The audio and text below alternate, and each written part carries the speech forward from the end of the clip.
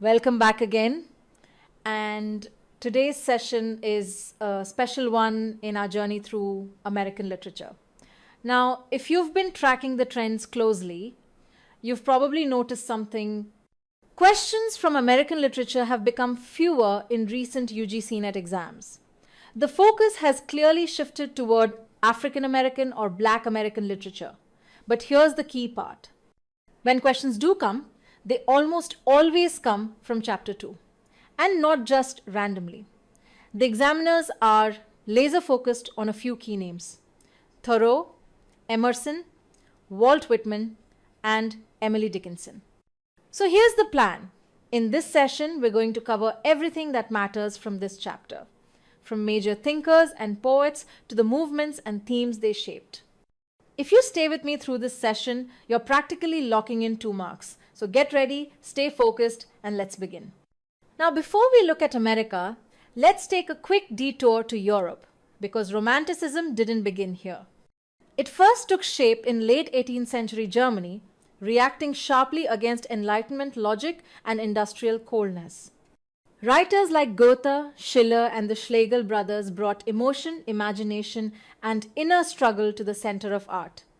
Goethe's The Sorrows of Young Werther, published in 1774, became the emotional blueprint for the romantic hero, sensitive, intense, and often isolated.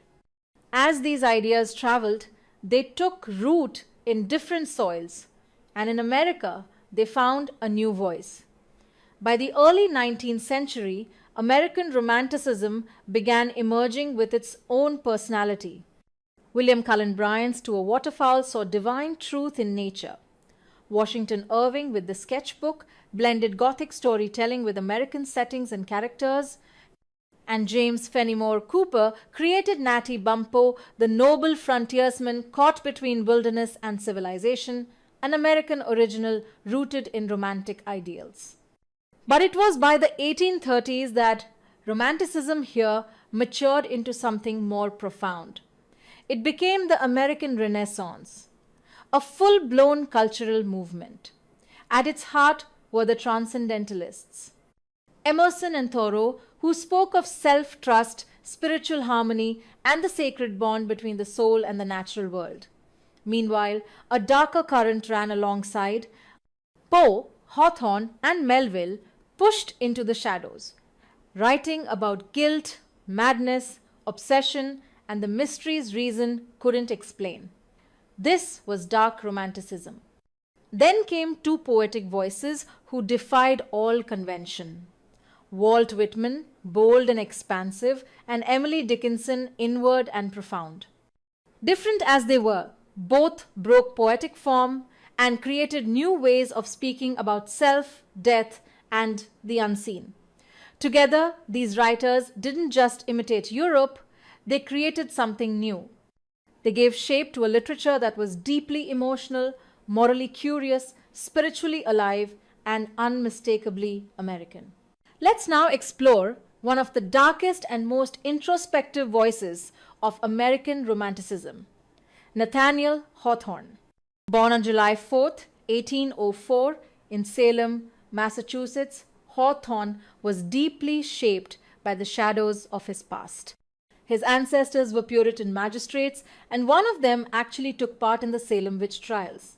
That ancestral guilt, combined with the strict moral codes of Puritan New England, haunted his imagination and became the very foundation of his greatest work. After losing his father at a young age, Hawthorne lived much of his early life in solitude, reading and writing in private. He later attended Bowdoin College, where he crossed paths with Franklin Pierce and Henry Wadsworth Longfellow. His early work, Fanshawe, published anonymously in 1828, didn't make much impact. But everything changed in 1850 with the publication of the Scarlet Letter, and if any question appear on Hawthorne, it will be on this novel. So pay a little bit attention. This novel became a cornerstone of American literature. Set in 17th century Puritan Boston, it tells the story of Hester Prynne, a woman publicly condemned for having an illegitimate child. Forced to wear the scarlet letter A as a mark of her sin, Hester becomes a symbol of shame but also of strength. The novel explores the quiet torment of Arthur Dimmesdale, the guilt-driven minister, and the vengeance of Roger Chillingworth, Hester's estranged husband. Through their entangled lives and through the presence of Pearl, Hester's spirited daughter Hawthorne builds a world where private emotion collides with public judgment. What makes this novel unforgettable is its symbolism and its moral complexity. Hawthorne doesn't offer simple answers. He asks deep questions. What is sin? Who has the right to punish? Can shame lead to strength? And finally, that haunting image. Hester and Dimmesdale buried under a shared tombstone marked with the letter A. A reminder that some burdens are never erased, only carried differently. Nathaniel Hawthorne's writing didn't just stop with the Scarlet Letter. In fact, his entire body of work reflects a deep and uneasy tension, a kind of philosophical ambivalence towards sin, guilt, and the moral codes handed down through generations. His next novel, The House of the Seven Gables, published in 1851, offers a haunting meditation on ancestral guilt. Set within the crumbling walls of a once aristocratic family home, the story follows a legacy poisoned by greed, injustice, and a long-standing curse. Then came the Blithedale Romance in 1852, where Hawthorne turned his attention to the idealism of utopian communities. Through the poet Miles Coverdale, we enter a commune filled with hope, but we quickly uncover the darker undercurrents of ego, secrecy, and unfulfilled longing. Characters like Zenobia, Hollingsworth, and Priscilla reveal the emotional costs of chasing perfection and the tragic consequences for those caught in between. In The Marble Fawn, published in 1860, Hawthorne took his questions abroad, setting the story in Rome and exploring the spiritual and psychological consequences of a brush with murder. What begins as an artistic journey turns into a philosophical reckoning with innocence, guilt, and transformation. But Hawthorne's legacy doesn't rest solely on his novels. He was also one of America's finest short story writers. His early collections, like Twice Told Tales and Mosses from an Old Manse, earned him serious recognition, and within them lie some of the most enduring works of American Gothic. Think of Young Goodman Brown, where a seemingly innocent walk into the woods becomes a descent into doubt and spiritual despair. Or The Minister's Black Veil, where a simple piece of cloth becomes a symbol of hidden sin, and of course, Rappaccini's Daughter. A tale that blends science, innocence, and poison into a complex moral allegory. Hawthorne's stories aren't just stories. They're psychological puzzles, heavy with symbols, saturated with moral ambiguity. He pulls us into the gray areas between salvation and damnation, between public virtue and private torment. And in doing so, Nathaniel Hawthorne became something more than a novelist. He became a bridge linking the haunted legacy of Puritan America to the complex emotional depth of Romanticism. A writer who didn't just tell tales, but questioned the soul beneath them. Let's now turn to one of the most haunting and unforgettable voices in American literature, Edgar Allan Poe. Born in Boston in 1809, Poe's life was shadowed by tragedy.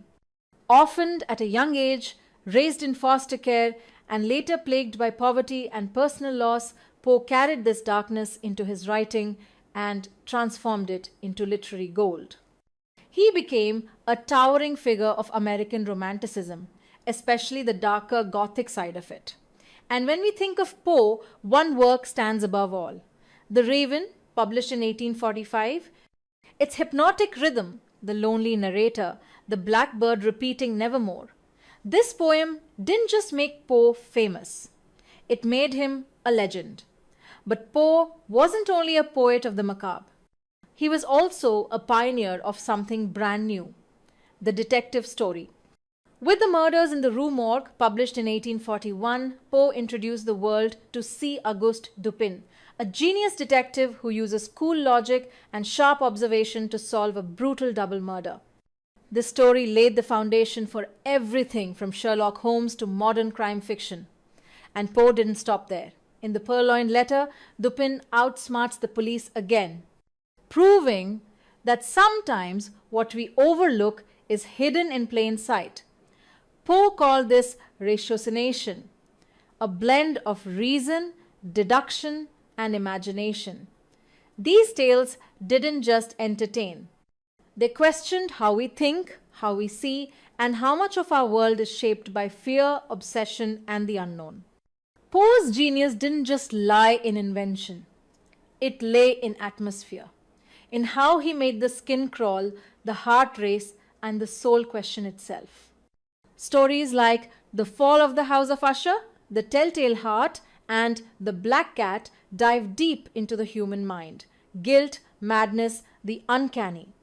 Poe turns these themes into psychological landscapes where the horror comes not from monsters but from within. But Poe also ventured into new territories. He was among the first to touch the realm of science fiction. Think of the balloon hoax, a fake news story that convinced readers a transatlantic air voyage had occurred. Or the unparalleled adventure of One Hans Pfahl, where a man journeys to the moon. For Poe, imagination had no ceiling. Despite all this brilliance, Poe's life was marked by struggle. He was one of the first American writers to try and survive purely on his penand. It was brutal. Constant poverty, literary rivalries, personal loss, it all culminated in his untimely death at just 40. And yet, he left behind a towering legacy. Let's talk poetry. In Annabel Lee, written just before his death, Poe mourns a love so strong that even angels envied it. The setting, a tomb by the sea, becomes timeless. In Lenore, he flips convention, celebrating death not with sorrow but with spiritual release. Then there's The Bells, where he uses pure sound, rhythmic and escalating, to trace joy, alarm, terror, and finally death. In El Dorado, a lone knight searches endlessly for a city that may not exist. And in To Helen, Poe paints a vision of feminine grace, idealized, eternal, and almost divine. Through these poems, Poe wasn't just writing about death. He was writing about beauty on the edge of eternity. Now let's end with The Raven, Poe's most famous and enduring work, a true masterpiece of American Gothic poetry. Published in 1845 and included in The Raven and Other Poems, this poem captures everything Poe stood for: grief, atmosphere, rhythm, and psychological descent. It opens on a bleak December night. An unnamed narrator, grieving the death of his beloved Lenore, sits alone reading forgotten lore by the fire when suddenly a soft tapping begins. Once upon a midnight dreary, while I pondered, weak and weary. That gentle tapping becomes something much darker. A raven enters, silent, black, and mysterious, perching on a bust of Pallas Athena, the goddess of wisdom. And it speaks only one word: nevermore. As the narrator spirals deeper into sorrow, he begins to interrogate the bird. Will he be reunited with Lenore in the afterlife? Is there hope beyond the grave? Each desperate question is met with the same cold refrain: nevermore. The poem's structure: 18 stanzas of trochaic octameter with a tight ABCBB rhyme scheme, creates a musical, almost hypnotic rhythm. It mirrors the narrator's descent, pulling us deeper into his obsession. In the final lines, he sees the raven's shadow stretch across his soul, and he knows he will never escape it. The bird, unmoving, becomes both a symbol and a curse. And my soul, from out that shadow, shall be lifted nevermore. For your UGC NET exam, the poem Raven has a very high chance to appear once again. In his essay, The Philosophy of Composition, Poe explains that this poem was not accidental. Every element, the rhythm, the sound, the symbol, was crafted to express one thing: the death of a beautiful woman, which he called the most poetic theme of all. Let's now turn to a writer who didn't just pen a novel. She shifted the national conscience. Harriet Beecher Stowe, born in Litchfield, Connecticut in 1811, emerged as one of the most influential literary voices in the fight against slavery. Raised in a deeply religious and reform-minded family, Stowe brought together evangelical Christianity and abolitionist conviction in her most iconic work, Uncle Tom's Cabin, published in 1852. First serialized in the National Era newspaper and then released as a full novel, the book hit the American public like a lightning bolt. At its heart is Uncle Tom, a devout, Christ-like slave who endures horrific abuse under the brutal Simon Legree, yet never loses his faith or moral integrity. His suffering is not just personal. It becomes symbolic. Through Tom, Stowe showed how slavery was not just a political issue, but a spiritual crisis. Other unforgettable characters include Eliza, who escapes with her child by running across a frozen river, and Eva, the angelic white child whose kindness and early death drive home the novel's emotional weight. These characters awakened readers to the human cost of a system too long ignored. The novel sold over 300,000 copies in its first year, enraged pro-slavery voices in the South, and was banned in several states. Yet it succeeded where pamphlets and sermons often failed, by making people feel. In response to her critics, Stowe published A Key to Uncle Tom's Cabin in 1853, a factual defense showing that her novel was grounded in real accounts and testimonies. And she didn't stop there. Novels like Dread, A Tale of the Great Dismal Swamp, The Minister's Wooing, and Old Town Folks continued her exploration of faith, race, justice, and American identity.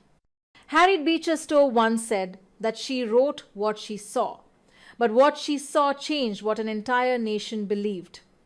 Let's now dive into the vast and symbolic world of Herman Melville, novelist, poet, and one of the most enigmatic voices of the American Renaissance. Born in 1819, Melville's life and literature were both shaped by the sea. His early years as a sailor became the raw material for his stories, full of adventure but also loaded with deeper questions about society, belief, and human nature.